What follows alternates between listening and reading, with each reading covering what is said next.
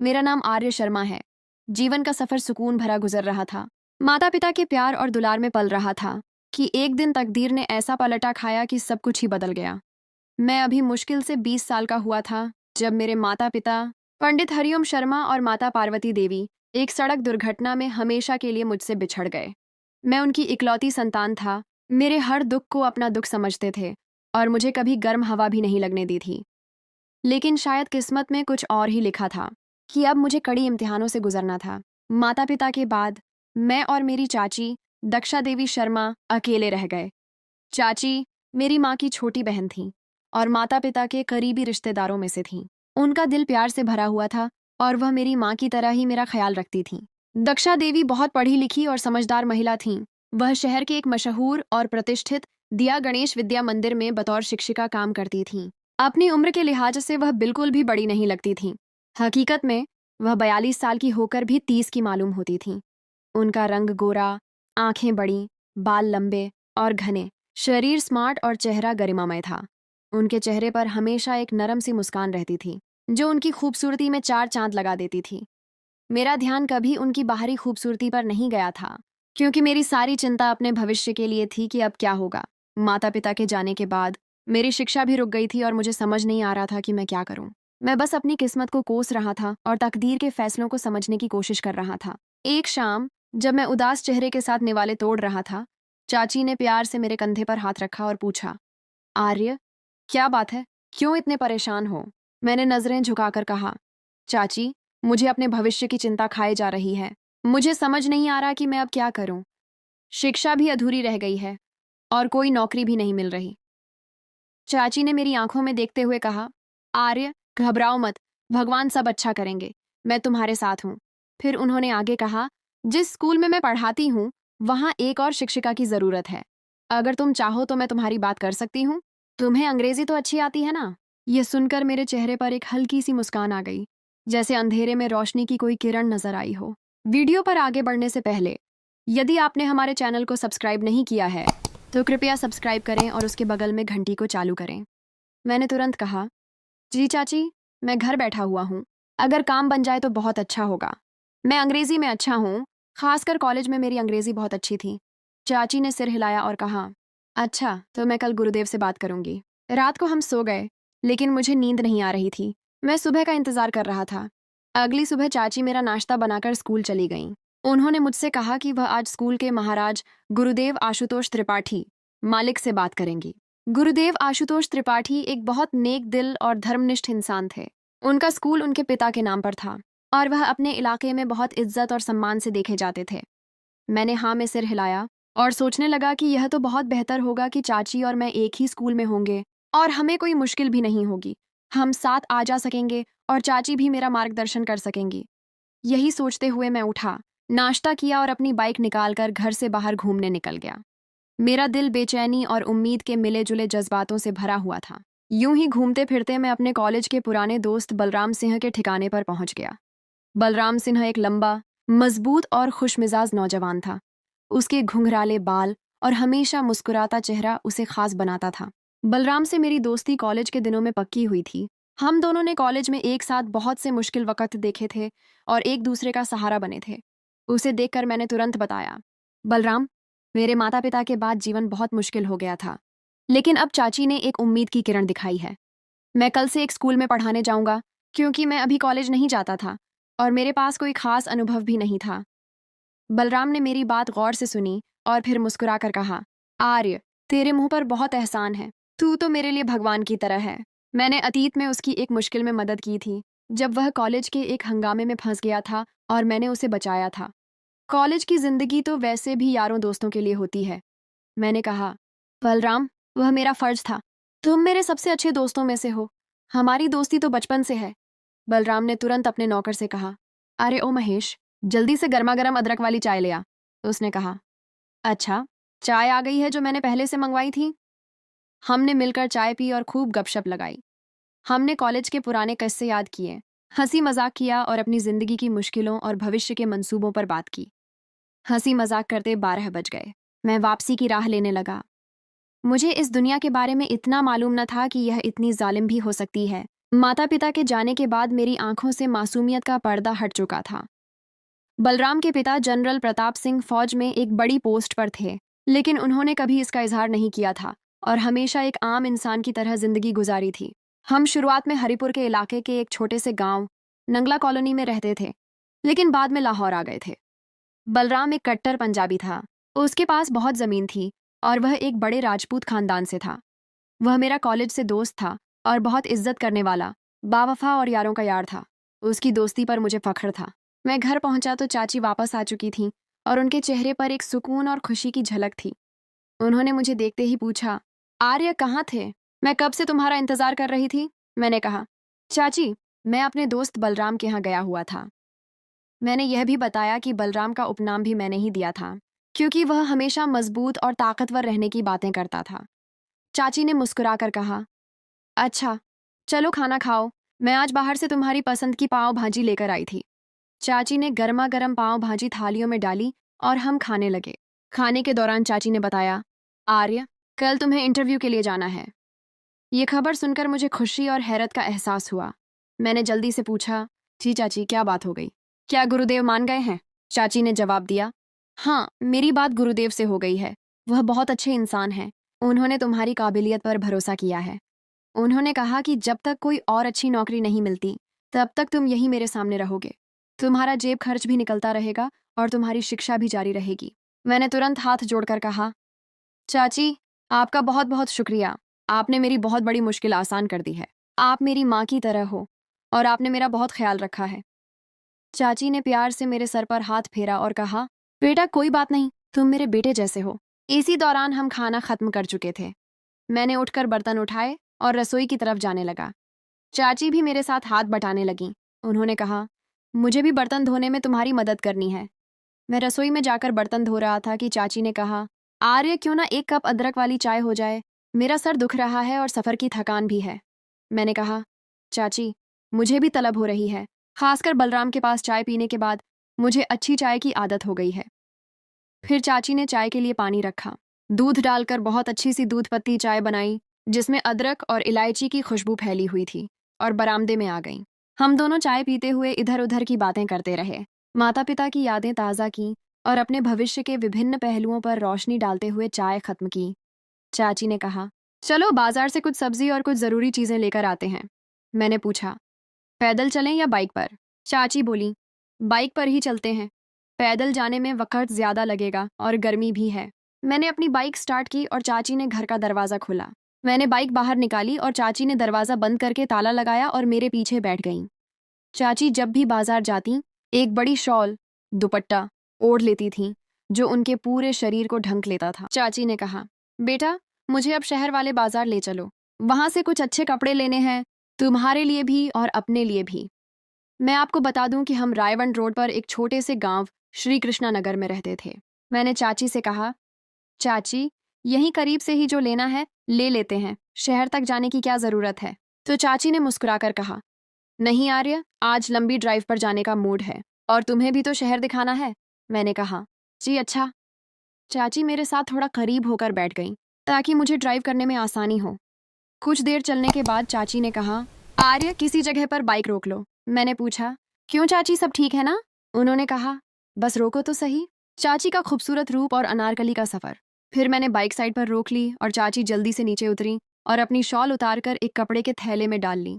उन्होंने एक हल्के रंग का स्कार्फ निकाला और उससे अपना चेहरा खूबसूरती से ढक लिया। सिर्फ उनकी आंखें नजर आ रही थीं। मैं पहली बार चाची का यह अंदाज देख रहा था। मैं हैरान रह गया और मेरे मुंह से निकला, चाची ये क्या? चाची बोली, बेटा मोहल्ले में शाल इसलिए ओढ़ती हूँ ताकि कोई मुझे देखे ना और लोग बातें ना बनाएं। और यहाँ मैं तुम्हारे साथ हूँ, किसी गैर मर्द के साथ नहीं हूँ। तुम मेरे बेटे जैसे हो। मैंने फिर भी हैरत से कहा, मगर फिर भी यह रूप आपका मैं पहली बार देख रहा हूँ। आप तो बिल्कुल एक देवी लग रही हैं। तो चाची ने हंसकर कहा, मैं पहले भी ऐसे ही बाहर आती थी, कोई बात नहीं, मैं अब भी तुम्हारी अपनी ही हूँ। बस लोग क्या कहेंगे इसका ख्याल रखना पड़ता है। चाची फिर से मेरे पीछे बैठ गईं और हम एक बार फिर लाहौर की तरफ चल पड़े। चाची कभी कभी अपना हाथ हवा में लहराकर गर्मी के मौसम की ठंडी हवा से लुत्फ उठा रही थीं, जैसे वह किसी खुशगवार ख्वाब में हो। मैं अपनी चाची को पहली बार ऐसे देख रहा था। वह बहुत आजद और खुश दिखाई दे रही थीं। मुझे चाची ने ऐसे देखकर पूछा, आर्य, क्या देख रहे हो? मैंने कहा, कुछ नहीं चाची, बस ऐसे ही। आपको देखकर मुझे अच्छा लगा। चलते चलते हम ऐतिहासिक अनारकली बाजार पहुंच गए। शाम का वक्त था और बाजार में तिल धरने को जगह नहीं थी। हर तरफ रौनक ही रौनक थी। लोग अपनी खरीदारी में मशगूल थे। पार्किंग में बाइक खड़ी करके हम अंदरून बाजार की तरफ चल पड़े। बाजार में इतना रश था कि हमें आगे पीछे चलना पड़ रहा था। चाची आगे थीं और उनके पीछे मैं, ताकि मैं उनका ख्याल रख सकूं। हम चलते चलते एक मशहूर कपड़ों की दुकान पर पहुंचे, जहां से चाची ने कपड़े खरीदने थे। चाची दुकान के अंदर चली गईं और दुकान के सेल्समैन ने हमें बहुत इज्जत से खुशामदद कहा और पूछा, मैडम आपको क्या चाहिए? चाची ने उसे नई कलेक्शन दिखाने को कहा। सेल्समैन ने एक के बाद एक खूबसूरत डिज़ाइन चाची के सामने रखे और कहने लगा, मैडम, ये सब ताज़ा तरीन डिज़ाइन और नई कलेक्शन है। चाची ने अपनी पसंद के 2 खूबसूरत सूट चुने और उन्हें पैक करने को कहा। फिर हम दुकान से बाहर निकले और विभिन्न चीज़ें खरीदते हुए तकरीबन शाम के 6 बज चुके थे। बाजार में चलते चलते मेरी नज़र एक रामू हलवाई की दुकान पर पड़ी, जहां गर्मा गर्म जलेबियां बन रही थीं और मुझे अचानक भूख का एहसास हुआ। मैंने चाची से कहा कि मुझे भूख लगी है और मेरी नज़रें जलेबियों पर थीं। चाची ने कहा, आसपास कोई अच्छा सा ढाबा या होटल देखो, वहीं बैठकर खाना खाते हैं। मेरी नज़र एक कोने पर पड़ी, जहां कुछ लोग एक छोटे से ढाबे के बाहर खड़े थे, जहां माँ की रसोई का बोर्ड लगा था। मैंने चाची से कहा, चाची, ढाबा तो है मगर उधर बहुत भीड़ है और जगह भी नहीं है।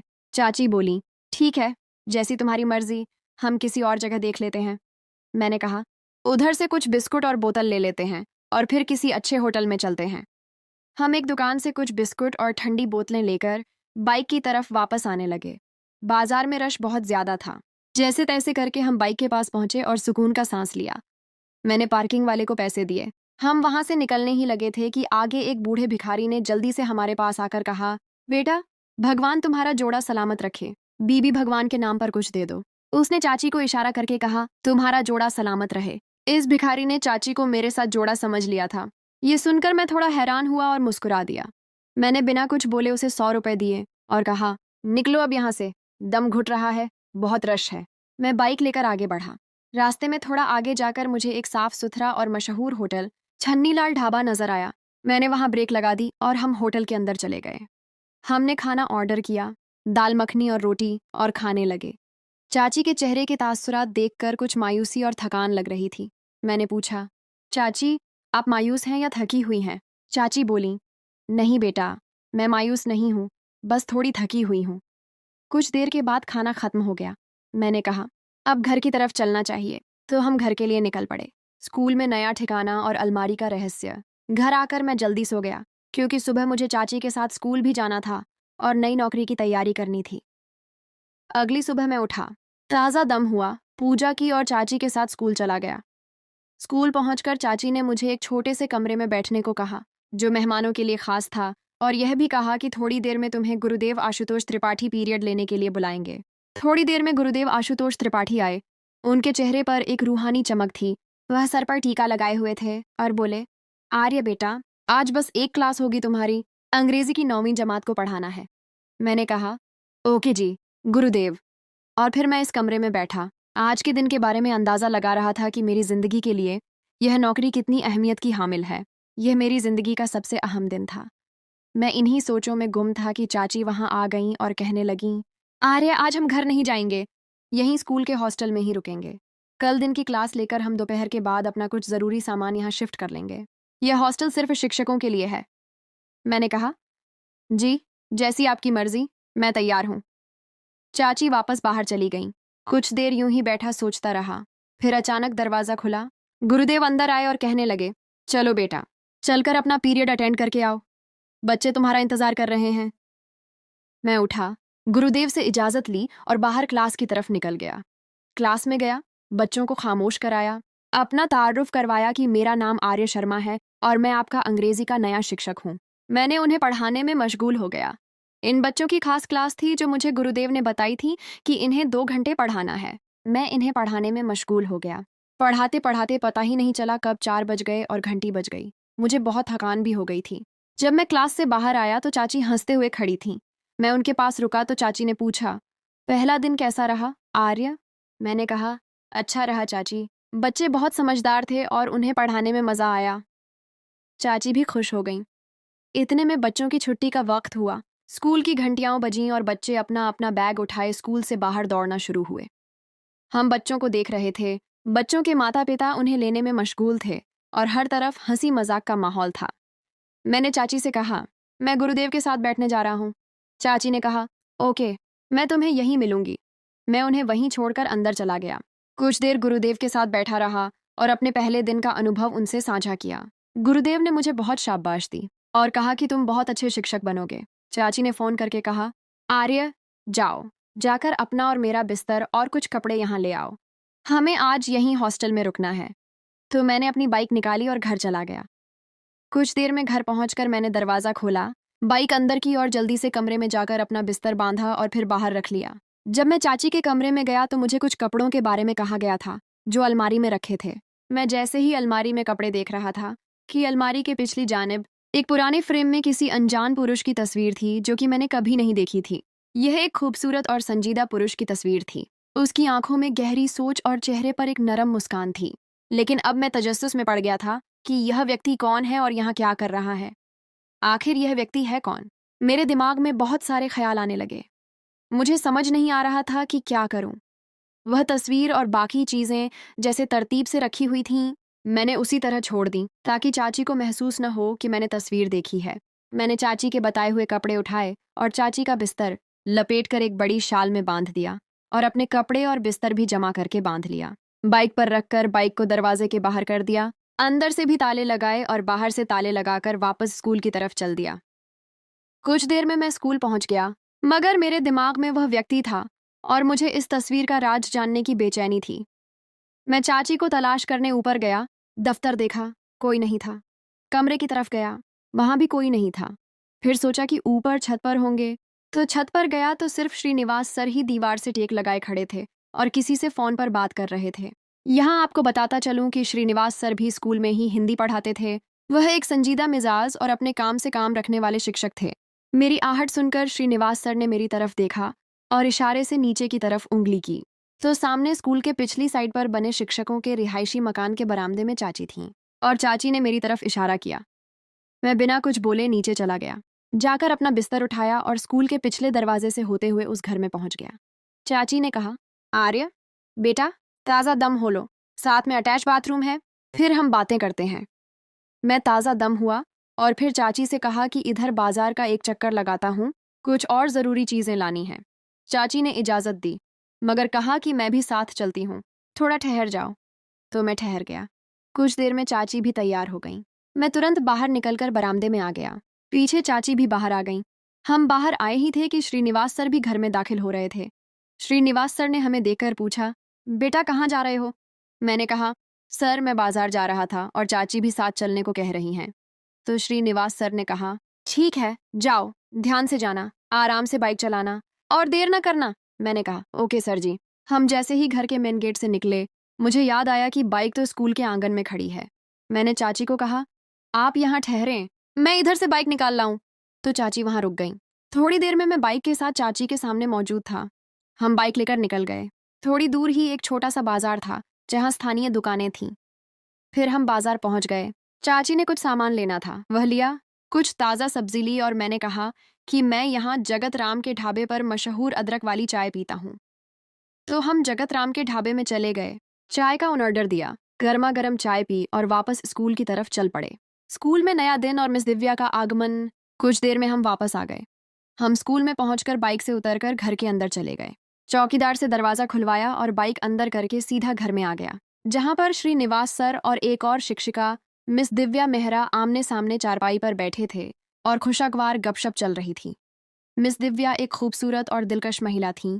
उनकी मुस्कान दिल को छू लेने वाली थी। फिर कुछ देर हमने बातें की और फिर मैं सोने के लिए चला गया, क्योंकि अगला दिन बहुत अहम था। सुबह 6 बजे दरवाजे पर दस्तक हुई, जिससे मैं जाग गया। फिर मैं ताज़ा दम हुआ, हल्की सी पूजा की, नाश्ता किया और स्कूल चला गया। स्कूल पहुंचा तो देखा सामने एक खूबसूरत देवी जैसी महिला खड़ी क्लास को हिसाब, गणित पढ़ा रही थी। उनके हाथ में चाक था और वह बहुत खूबसूरती से बोर्ड पर लिख रही थीं। जैसे ही मेरी नज़र उस पर पड़ी तो वह मुझे ऐसी लगी जैसे मेरी ख्वाबों में आने वाली शहजादी हो। बिल्कुल वही। उसके लंबे काले बाल, बड़ी बड़ी दिलकश आंखें और हसीन चेहरा वह बिल्कुल एक परी लग रही थी। मैं उसी को देखता रहा। मेरी नजरें उस पर जम सी गईं। आज से पहले कभी ऐसी लड़की मैंने नहीं देखी थी, मगर आज उस पर मेरी नजर ठहर गई। चाची मेरी तरफ देखते हुए बोली, आर्य, ये है मिस दिव्या, और दिव्या, ये है आर्य। फिर हाय हेलो हुआ और चाची ने मिस दिव्या से कहा, आज से आर्य अंग्रेजी पढ़ाएंगे। तो उन्होंने एक खूबसूरत मुस्कान के साथ कहा, मिस्टर आर्य, आपका दिया गणेश विद्या मंदिर में स्वागत है। और चाची ने मुझे कहा, चलो आर्य, अब अगली क्लास में चलते हैं। तो मैं अगली क्लास में चला गया। अगली क्लास का गेट खुला और सामने एक मजबूत कद आवर नौजवान बच्चों को विज्ञान समझा रहा था। वह भी किसी फौज के जवान जैसा लग रहा था। चाची ने क्लास को नमस्कार किया और वह नौजवान भी हमारी तरफ मुड़ा और उसने बड़े ही नरम अंदाज से चाची को नमस्कार किया। उसने कहा, मैडम जय हिंद। तो चाची ने जवाब में कहा, जय हिंद कैप्टन राजीव, और कहा, यह है आर्य और आज से इस क्लास को अंग्रेजी पढ़ाएंगे। तो वह नौजवान बोला, जी ओके मैडम, स्वागत है आर्य जी। तो चाची ने कहा कि इस नौजवान को देख रहे हो, ये हैं कैप्टन राजीव सिंह, जो कि फौज में थे और अब बच्चों को विज्ञान पढ़ाते हैं। फिर हम क्लास 9 की तरफ चल दिए। वहाँ नमस्कार और दुआ के बाद तारुफ हुआ और वहाँ एक अधेड़ उम्र सफ़ेद बालों वाले व्यक्ति हिंदी पढ़ा रहे थे। वह बहुत गरिमामय और शफकत से पेश आ रहे थे। तो मैंने उनसे नमस्कार किया और चाची ने उनसे कहा, यह आर्य है, हमारा नया अंग्रेजी का शिक्षक। तो उन्होंने कहा, आर्य, मेरे पीरियड का वक्त खत्म होने वाला है, तो तुम मुझसे बाद में मिल लेना। तो मैंने कहा, ओके जी, और चाची मुझे वहाँ छोड़कर चली गईं। बाद में मुझे पता चला कि यह पंडित वेदी शंकर हैं, जो स्कूल के सबसे पुराने और सम्मानित शिक्षक हैं। फिर खाने का वक्त हुआ।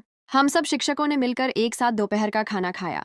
खाने के दौरान सबने मुझसे बातें की और मेरा तारुफ हुआ। फिर 1 घंटी बजी और बच्चे वापस क्लासों में पहुंच गए और हम शिक्षक भी अपनी अपनी क्लासों की तरफ चल पड़े।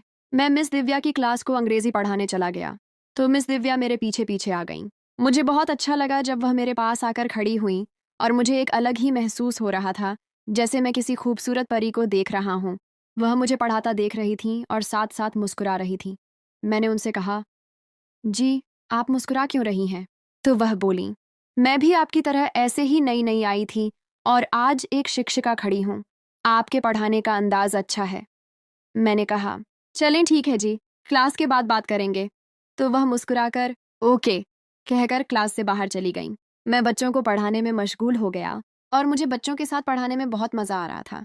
अब मुझे इस बात की समझ नहीं आ रही थी कि मुझे पहले दिन ही ऐसे क्यों फ्री हैंड दे दिया था कि मैंने तीनों क्लासों को अंग्रेजी पढ़ाई।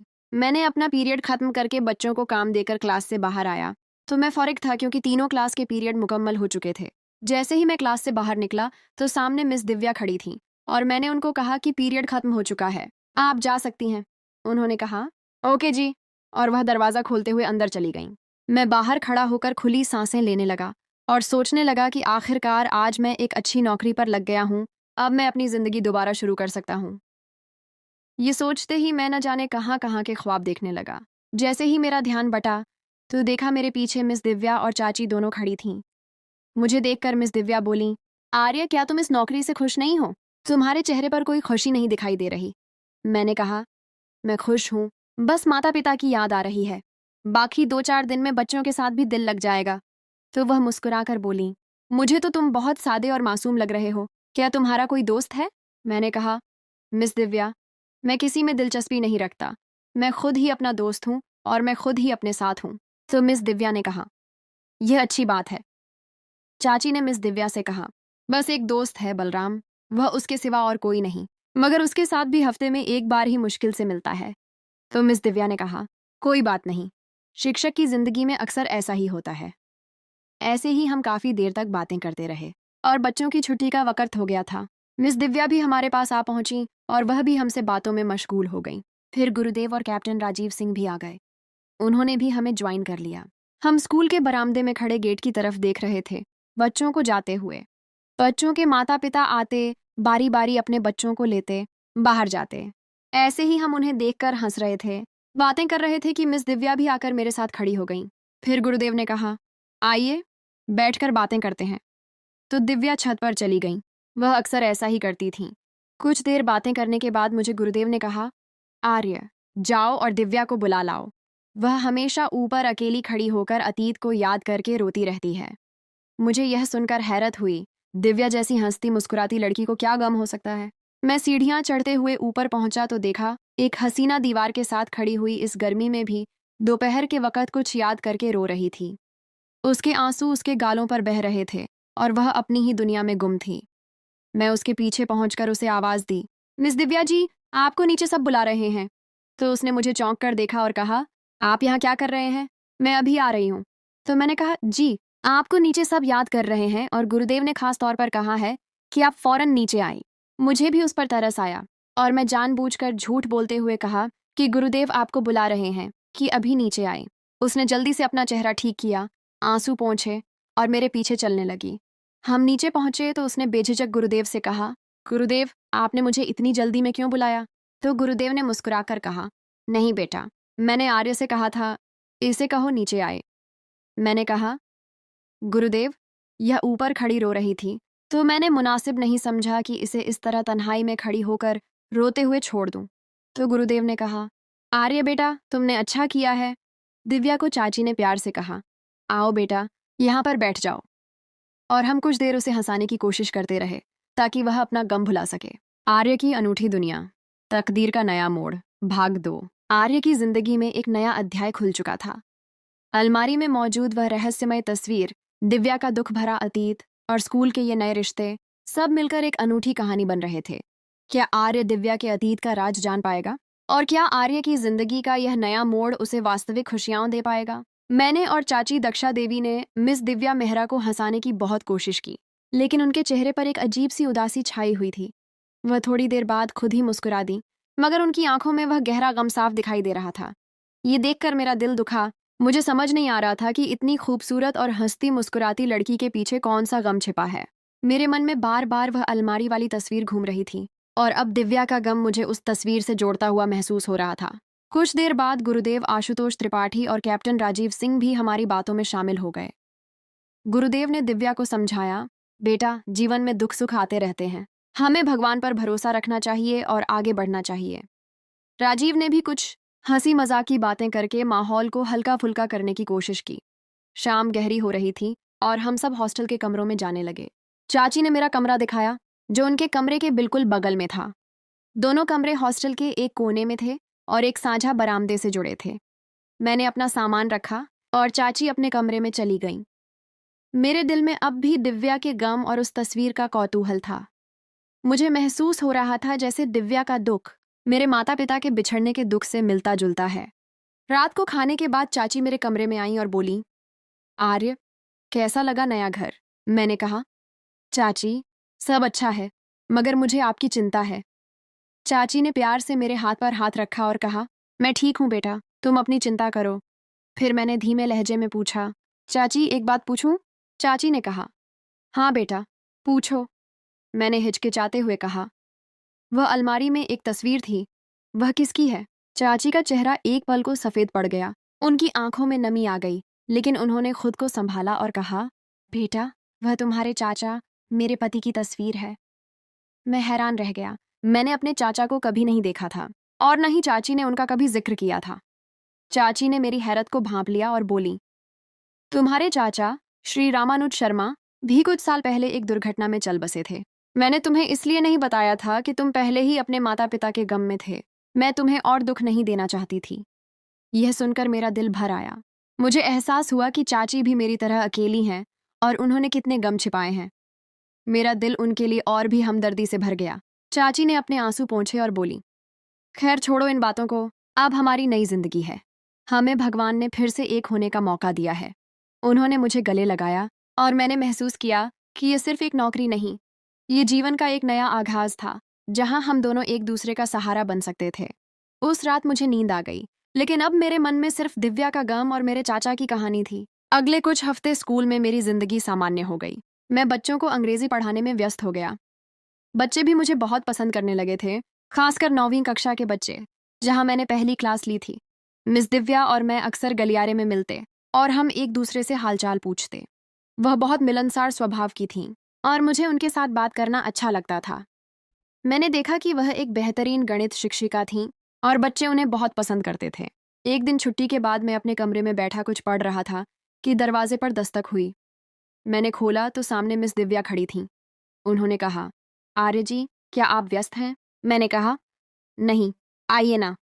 वह अंदर आईं और थोड़ी देर इधर उधर की बातें करने के बाद उन्होंने पूछा, आप बहुत शांत रहते हैं, क्या कोई परेशानी है? मैंने उन्हें अपने माता पिता के बिछड़ने और चाची के साथ अकेले रहने की कहानी सुनाई। मैंने उन्हें चाचा की तस्वीर का भी जिक्र किया और बताया कि कैसे मुझे उनके बारे में बाद में पता चला।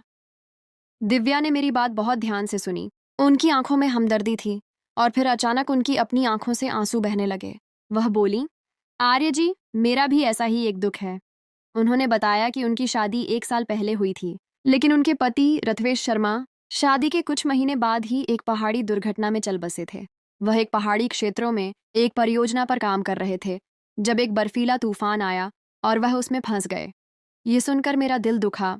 मुझे एहसास हुआ कि दिव्या भी उसी दुख से गुजरी है जिससे मैं गुजरा हूँ। वह तस्वीर, वह गम, सब कुछ अब स्पष्ट हो रहा था। उस दिन के बाद दिव्या और मैं एक दूसरे के बहुत करीब आ गए। हम दोनों के दुख एक जैसे थे और हमें एक दूसरे की संगत में सुकून मिलता था। हम अक्सर शाम को छत पर बैठकर तारे देखते और जीवन की बातें करते। चाची भी खुश थीं कि मैं दिव्या के साथ ज्यादा समय बिता रहा था। उन्हें भी दिव्या बहुत पसंद थी। कैप्टन राजीव सिंह भी एक बहुत अच्छे दोस्त साबित हुए। वह अक्सर हमारे साथ बैठते और अपनी फौज की कहानियां सुनाते, जिससे माहौल खुशगवार हो जाता। गुरुदेव भी हमें बहुत प्यार देते थे। वह हमें अपने बच्चों की तरह समझते थे और हमारी हर संभव मदद करते थे। स्कूल का यह हॉस्टल अब हमारा दूसरा घर बन गया था। एक दिन शाम को जब मैं और दिव्या छत पर बैठे थे, चांदनी रात थी और ठंडी हवा चल रही थी। दिव्या ने धीमे से कहा, आर्य जी, मुझे आपके साथ बहुत सुकून मिलता है। मुझे लगता है जैसे आप मेरे अपने हैं। मैंने उसके हाथ पर अपना हाथ रखा और कहा, दिव्या, मुझे भी तुम्हारे साथ यही एहसास होता है। तुम सिर्फ मेरी दोस्त नहीं, तुम मेरी हमदम हो, मेरी साथी। उसकी आंखों में एक नई चमक थी। वह मुस्कुरा रही थी और उसकी मुस्कान अब पहले से कहीं ज्यादा खूबसूरत लग रही थी। वक्त गुजरता गया और मैं और दिव्या एक दूसरे के लिए अनिवार्य होते गए। हमने महसूस किया कि हमारा रिश्ता सिर्फ दोस्ती से बढ़कर था। एक शाम मैंने चाची से बात की और उन्हें दिव्या के बारे में बताया। चाची यह सुनकर बहुत खुश हुई। उन्होंने कहा, आर्य, मैं यह कब से देख रही थी। दिव्या एक बहुत अच्छी लड़की है और अगर तुम दोनों एक दूसरे को पसंद करते हो तो मुझे बहुत खुशी होगी। अगले हफ्ते चाची ने गुरुदेव से बात की और गुरुदेव ने दिव्या के माता पिता से बात की। दिव्या के माता पिता ने भी इस रिश्ते को स्वीकार कर लिया क्योंकि वह भी दिव्या के अकेलेपन से परेशान थे। कुछ महीने बाद स्कूल के परिसर में ही एक सादे विवाह समारोह का आयोजन हुआ, जिसमें गुरुदेव, कैप्टन राजीव, श्रीनिवास सर, पंडित वेदी शंकर और बलराम सहित स्कूल का कर्मचारी वर्ग और कुछ करीबी रिश्तेदार शामिल हुए। शादी के दिन जब मैंने दिव्या को लाल लहंगे में देखा तो मुझे लगा जैसे मेरी ख्वाबों की शहजादी हकीकत बन गई हो। उसकी आंखों में खुशी की चमक थी जो पहले कभी नहीं देखी थी। चाची बहुत खुश थीं। उनकी आंखों में खुशी के आंसू थे। उन्होंने मुझे और दिव्या को गले लगाया और कहा, तुम दोनों खुश रहो, आज मेरे सारे दुख खत्म हो गए। मेरी किस्मत ने एक बार फिर पलटा खाया था, मगर इस बार यह पलटा खुशियों का था। मैंने सिर्फ एक नौकरी नहीं पाई थी, बल्कि एक नई जिंदगी, एक नया परिवार और एक नया प्यार भी पाया था। माता पिता के जाने के बाद जो खालीपन मेरी जिंदगी में पैदा हुआ था, वह चाची के प्यार और अब दिव्या की मोहब्बत से भर गया था। मैंने उस दिन महसूस किया कि जिंदगी हमेशा एक जैसी नहीं रहती, कभी दुख तो कभी सुख, और हमें भगवान पर भरोसा रखकर आगे बढ़ना चाहिए।